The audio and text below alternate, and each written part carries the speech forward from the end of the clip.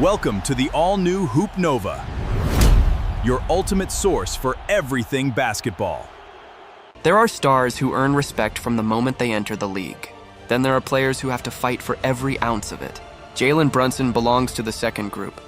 For years, critics treated Brunson like a player with a low ceiling.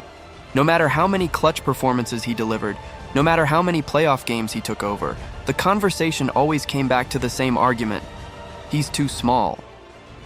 He can't be the best player on a championship team. When the New York Knicks reached the 2026 NBA Finals, those doubts reached their peak. Standing in Brunson's way was Victor Wembanyama, the most physically gifted player basketball has ever seen. Nearly 8 feet tall with an unbelievable wingspan, Wembanyama looked like the perfect answer to every criticism people had made about Brunson. If an undersized guard wasn't supposed to dominate the biggest stage, then surely this was where the story would end. Almost everyone believed San Antonio had the advantage. The Spurs had home court advantage. Incredible momentum after eliminating Oklahoma City, and a young roster playing with supreme confidence. Their celebration after reaching the finals almost looked like a team that believed the championship was already theirs. Josh Hart noticed it immediately. Watching the Spurs celebrate, Hart believed they had made the same mistake many young teams make. They thought reaching the finals was the hardest part.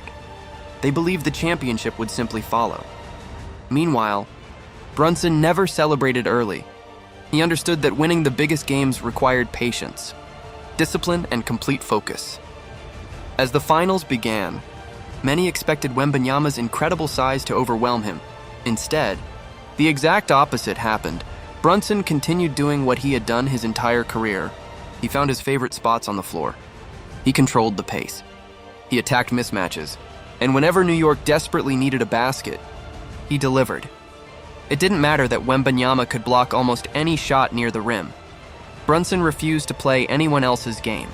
He made impossible floaters, difficult mid-range jumpers, and clutch shots that completely shifted the momentum of the series. Every time San Antonio looked ready to pull away, Brunson answered with another fearless possession. By the end of the finals, the discussion had completely changed. People were no longer talking about Wembanyama's height. They were talking about Brunson's heart, his leadership, his composure, and his ability to perform when everything was on the line. But the truth is, Wembanyama wasn't the first person to underestimate him. Long before the championship run, some of the biggest voices in basketball had already decided that Brunson simply couldn't become the face of a title-winning team. Their reasoning sounded familiar.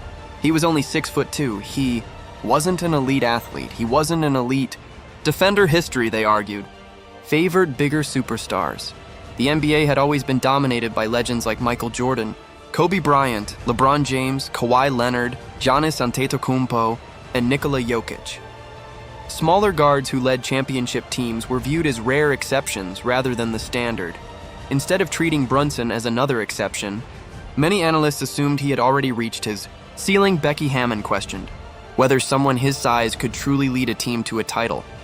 Matt Barnes argued that today's NBA had become too big for a small point guard to be the best player on a championship team. He pointed to players like Shai Gilgeous-Alexander, noting that even though SGA plays point guard, his size gives him an advantage Brunson simply doesn't have. Colin Cowherd was even harsher. He questioned Brunson's athleticism, defense, and playmaking, insisting that he wasn't among the league's true superstars. In his view, Brunson lacked the physical tools necessary to carry a championship contender. Mad Dog Russo also doubted whether Brunson could take New York deep into the postseason. Different analysts, different television networks. Yet somehow they all reached the exact same conclusion. Jalen Brunson wasn't good enough. Ironically, those opinions only made his success even sweeter. Every playoff series became another opportunity to prove people wrong. Every clutch performance became another reminder that greatness isn't always measured by height, speed, or vertical leap. Sometimes it's measured by toughness. Sometimes it's measured by intelligence. Sometimes it's measured by the ability to stay calm while everyone else panics. Brunson possessed all three, even when he made one of the biggest financial sacrifices of his career. The criticism didn't stop. Instead of chasing every possible dollar, Brunson reportedly left approximately $113 million on the tabled by signing a team-friendly extension that gave the Knicks greater flexibility to build a championship roster around him. Many people praised the move. Others couldn't understand it. Paul Pierce questioned why any player would sacrifice that kind of money for a championship he believed New York wasn't capable of winning. To many observers, the decision made no sense. To Brunson, it made perfect sense. He wasn't trying to win headlines.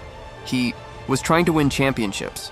That decision reflected everything people misunderstood about him. His priority had never been proving he was the biggest star. His priority was building the best team possible.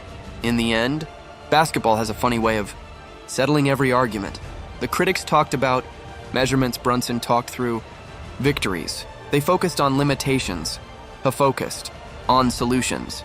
They believed physical gifts would decide the finals. Instead, leadership, confidence, preparation, and relentless determination proved far more valuable. When the Knicks finally lifted the Larry O'Brien trophy, years of criticism disappeared in a single unforgettable moment.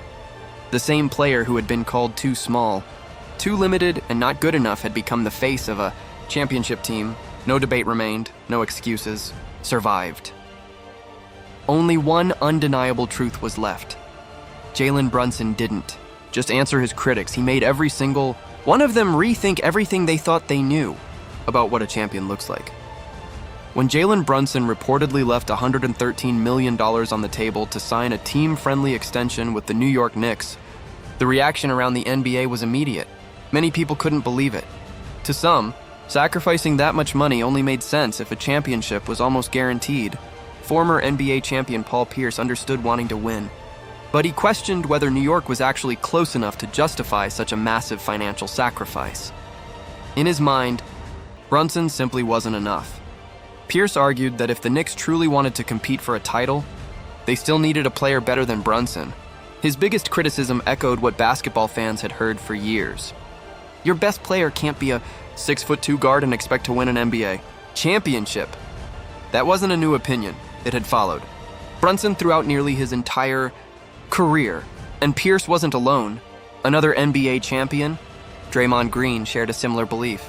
Speaking during the 2026 season, Green insisted that New York was still missing one final superstar. According to him, championship teams needed a universally recognized number one option. Someone like Kevin Durant, Stephen Curry, Shai Gilgeous-Alexander, or LeBron James. Players who could walk onto any roster and immediately become the unquestioned leader. Until the Knicks found someone like that. Green believed winning a championship would be nearly impossible. He even challenged Brunson directly. Prove me wrong. For years, basketball experts kept searching for the player they believed New York needed. What they failed to realize was that the player they were looking for was already wearing a Knicks jersey. The Knicks never traded for Kevin Durant. They never landed another MVP. They never replaced Brunson with a bigger superstar. Instead, Brunson became the exact player everyone insisted didn't exist. Night after night, playoff after playoff, he showed that leadership, intelligence, toughness, and clutch shot-making could outweigh every physical disadvantage critics love to mention. And when the Knicks completed their championship run, the conversation changed almost overnight. Winning has a funny way of rewriting history. The same people who confidently predicted Brunson could never lead a championship team suddenly found themselves admitting they had been wrong. Some defended their earlier comments by saying they were speaking from a historical perspective. Others simply accepted reality. Becky Hammon explained that her original comments were based on NBA history, but acknowledged that winning changes every conversation. History had produced another exception. Then came one apology after another. Colin Cowherd admitted he had completely underestimated Brunson's ceiling. He said he had missed on Brunson more than almost any player he had ever evaluated and promised to praise his game moving forward. Matt Barnes was equally direct. He publicly admitted that he had been wrong, calling Brunson one of the toughest competitors in the league and acknowledging that the Knicks star had exceeded every expectation. Even Draymond Green changed his stance. After watching Brunson lead New York to the top, Green admitted that Brunson had proven everything. Critics said he couldn't. He openly apologized for doubting whether Brunson could truly be a championship-level number one option. Stephen A. Smith also reflected on his earlier criticism years before, he questioned whether signing Brunson could ever transform the Knicks into contenders. After watching the championship run unfold, he admitted that Brunson had completely changed his opinion and even argued that national media owed the Knicks star an apology. It was a remarkable reversal.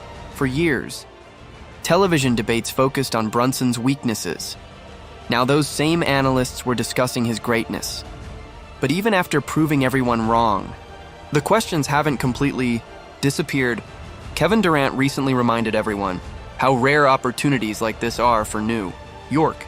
He emphasized that championships don't come around often and suggested the Knicks should continue maximizing their current window before it closes. His comment served as a reminder that success in the NBA is never permanent, yet Brunson's journey has already delivered something far more important than a championship. It changed the way people evaluate greatness. Early in his career, critics focused on everything they could measure: his height, athleticism, wingspan, and physical limitations. They ignored the qualities that couldn't be measured: his confidence, his work ethic, his leadership, his fearlessness in the biggest moments. Those traits don't appear on scouting reports, but they often decide championships. Brunson never wasted time arguing with his critics. He never chased headlines or tried to win debates on television. Instead, he let his game speak for him. Every clutch shot became another response. Every playoff victory erased another doubt. Every championship celebration forced another critic to reconsider what they thought they knew. Perhaps that's the greatest lesson of Jalen Brunson's story. People will always have opinions. They'll tell you what you can't do, what you aren't, and why you'll never succeed. But opinions don't decide championships. Performance does. And when the biggest moments arrived, Jalen Brunson didn't need to defend himself with words. Basketball delivered the answer for him.